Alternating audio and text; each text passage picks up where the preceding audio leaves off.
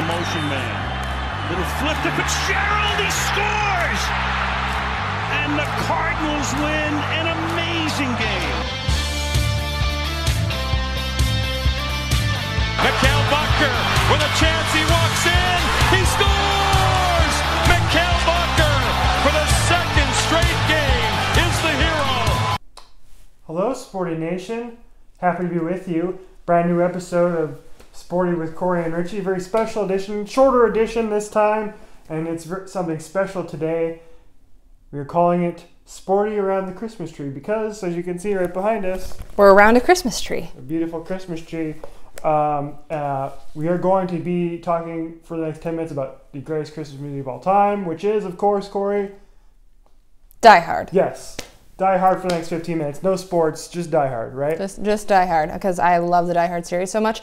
I actually have Yippee-Ki-Yay Motherfucker over on my, I don't know, whatever, my display case over here. I don't know what you call that. No. But it's a Christmas-themed postcard that you can send to someone. Ah, yes. So we got SDCC this year. Yes, we did. Actually, I could probably, here. Not you. Corey's leaving. I'm just, throwing it in there. See, isn't he cute? Yeah, there we go.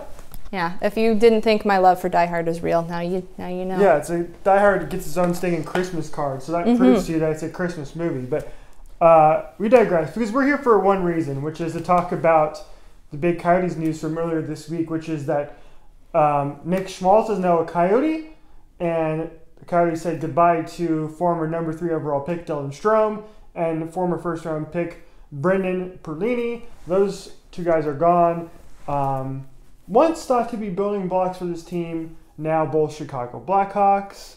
I'm not gonna really miss Dylan Strome. I was never the biggest fan of his. Corey, you know that very well. Sporty Nation, you know that quite well. So when the Coyotes, when I heard that he was being traded, it didn't really shock me at all. I figured it was going to happen at some point, so I'm not really going to miss him too much. I don't think really anyone's going to fully miss Dylan Strome from at least us and all of the circle of people that are kind of around us. I know there's some people that really have faith in the fact that his skating will get better and he will be the NHL caliber player that he should be as a number 3 pick. But I don't think he's there anytime soon. And it might get better. And I mean, he's going up to Chicago and he's going to be playing with his best friend, Alex DeBrincat, who he played with the Erie Otters, which I just love that name, in the OHL for 3 seasons. And DeBrincat had finished with 65 goals and 62 assists in their final season together in the 2016-2017. And which is amazing compared to Strome's, which is 22 and 53. But in the same token, that's still much better than what Strome is doing here. Right. So, I mean, he's going to be on a line with him and Kane. So, I mean, I don't think there is a way for him to potentially fail. Because when you're put with 2 wingers like that, how are you going to fail is the main question. And I think we just got a notification that the Coyotes game is starting. So after you watch the Coyotes game. Yes, they're playing the St. Louis Blues tonight as the Coyotes look for their 3rd straight win, which is nice. And it's going to be with Nick Schmaltz in the lineup. This is going to be his 3rd game as a Coyote. He's done pretty well so far. His first game didn't do that well, didn't put up a point, but he did put up 2 points, a goal and assist, in the big win over Nashville earlier this week, and he looked really good. He looked like he belonged on this team. He looked like the chemistry with him and Clayton Keller and Alex Galchenyuk, because Nick Schmaltz is now the center of that line. He looks like a guy who could be counted on alongside Clayton Keller to really be the point producer / power play specialist that this team really needs. So I'm looking forward to getting 60 games of Nick Schmaltz this season. Yeah, I'm really excited about him being here. I mean, a lot of people considered him to be a combination of both the guys that we traded, of both Strome and Perlini. I'm a little bit more bitter about the Perlini side, but he fits his team well. He's fast, he's young, he's not very big, which is actually kind of one of the things with this team is that they're more skilled than large. And so he fits onto the team well. I mean, he comes from Chicago where he felt like he wasn't wanted or needed. And when you're, in a situation where you don't feel valued, you don't really contribute as well. And he said that he's so excited to be here in a great organization, in a place that he feels like he is valued and needed. And I think that is going to be a huge change for him because he had 52 points last season, but he's not on trend for that, obviously, this season. And I think a lot of it had to do with how he felt when he was in Chicago. But since he's finally, I think, getting to a place of feeling at home and getting into his own strides here, he's just going to get better. And I think there's a lot of potential for him here. The only thing that I'm really irritated about this entire thing in general is just the fact that we had to lose Perlini in it. Yeah, Perlini I think is going to be the better player of the two that we sent to Chicago because he's got all the skills. He has the speed and he has the shot, and that's essentially what you need in today's NHL to succeed. And for whatever reason, it just didn't work out here with Rick Tockett's system.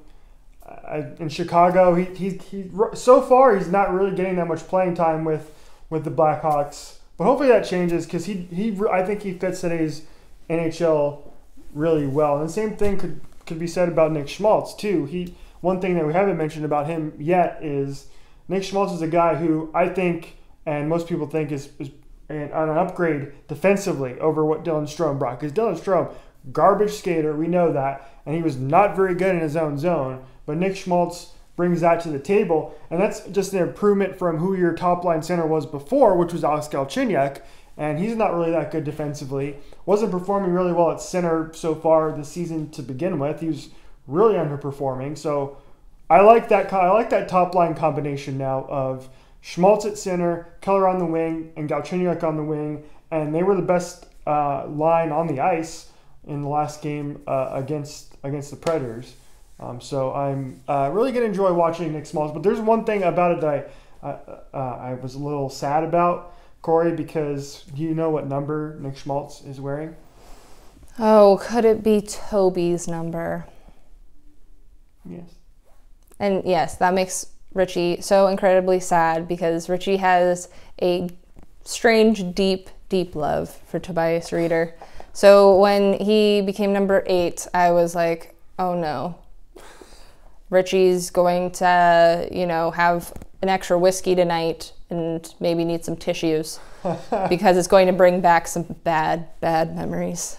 Well, the number 8 in general doesn't bring back bad memories. That brings back good memories. No, I've meant like bad memories of the fact that he's still gone. Yes, it does. It is quite sad. But I also did text you because when Schmaltz had his big breakout game last game against the Preds, I texted you and I said, hey, I'm going to rip Toby's name off my number 8 jersey and I'm going to get it replaced with Nick Schmaltz. And I felt like I was like a traitor or like I was cheating on my ex or something.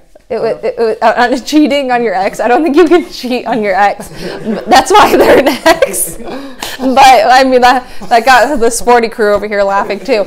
But it is kind of blasphemy coming from you because I mean, I didn't think out of all your pictures of Toby's smiles that you would ever want to cheat on him. But yeah, you need to get over your ex at some point and start moving on to someone new and, do the whole Ariana Grande, thank you, next.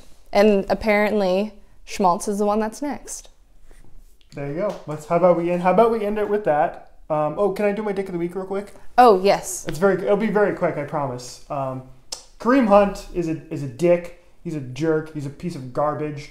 I'm sure you saw the video by now that was released by TMZ where he kicked a woman who was already on the ground back in February, but the video was just released on Friday. And he, of course, was put on the commissioner's exempt list by the NFL, which means he can't play until further notice. Luckily, the Chiefs were smart enough to kick him to the curb, and they released him.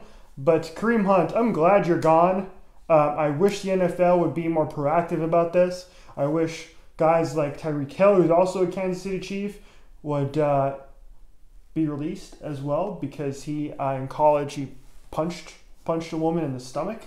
I believe he's admitted to it. I don't quote me on that, but I'm sure I think he's admitted to it. But Kareem Hunt, my dick of the week.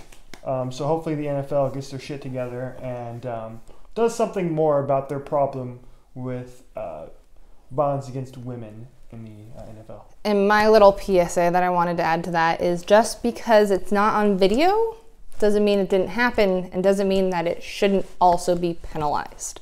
Just throwing that in there, because when you brought up the fact that Tyreek Hill straight up punched a girl in the face,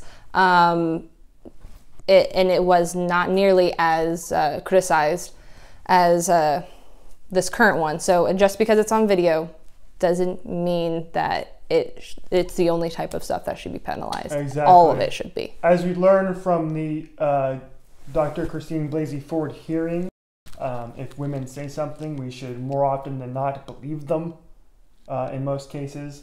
So hopefully, again, the NFL will learn from something. But I enjoyed hanging around the Christmas tree.